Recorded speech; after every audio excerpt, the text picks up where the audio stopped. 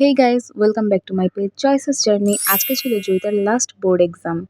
তো আমি আর শুভজিৎ মিলে জয়িতাকে আজকে তার হলে নিয়ে যাচ্ছি। জয়িতার হল ছিল তেজগাঁ কলেজে।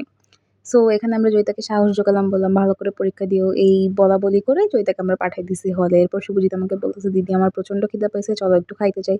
সে চেয়ারে বসবে না, সে সোফার উপর বসে তার নাস্তা কমপ্লিট করবে। ওকে ফাইন করলাম। এরপর শুভজিতের পেটের খাবার হজম করার জন্য আমি ওকে হাঁটায় নিয়ে যাচ্ছিলাম, এর মাঝে আমার জুতাটা ছিঁড়ে গেল। তারপর আমি আর শুভজিৎ উঠে পড়লাম রিক্সায় এবং চলে গেলাম আমার স্টুডেন্টের বাসায়। আমি আমার স্টুডেন্টকে পড়াচ্ছিলাম আর স্টুডেন্টের ছোট বোন শুভজিৎকে বিভিন্ন জিনিস এঁকে দেখাচ্ছিল। তারপর পড়া শেষ করে আমরা আবার চলে গেলাম জয়িতাকে আনতে। জয়িতা এখানে তার ফ্রেন্ডদের সাথে ফুচকা খেতে খেতে লাস্ট বারের মতো চুগলি করে নিচ্ছিল। আর যেদিন আমার কোনো ইম্পর্টেন্ট কাজ থাকবে সেদিন আমার জুতা মাস্ট ছিঁড়বেই। তারপর জুতা সেলাই করে আমরা চলে গেলাম কিছু খেতে। দেন আমরা আমাদের ফেভারিট জায়গায় চলে এসেছি, ইস্টার্ন প্লাজা ফুড কোর্টে। এখানে জয়িতা আর শুভজিৎ সাপ আর বেজির মতো ঝগড়া করেই যাচ্ছে। তারপর তাদের ফেভারিট ফুড এসে পড়ছে আর ওখানে আমি ইম্পর্টেন্ট যাবতীয় যত কথা আছে সব শেষ করে নিয়েছিলাম। আর শুভজিৎ মহা খুশি, সে নুডলস পেয়েছে। আর জয়িতা 100 বছর পর তার ফেভারিট খাবার বাইরে খেতে পারছে। তারপর খাওয়া-দাওয়া শেষ করলাম, আমরা একটু রং-ঢং করলাম। এখন আমরা চলে যাব বাসায়। এভাবেই জয়িতার এইচএসসি জার্নি শেষ হয়ে গেল। টাটা!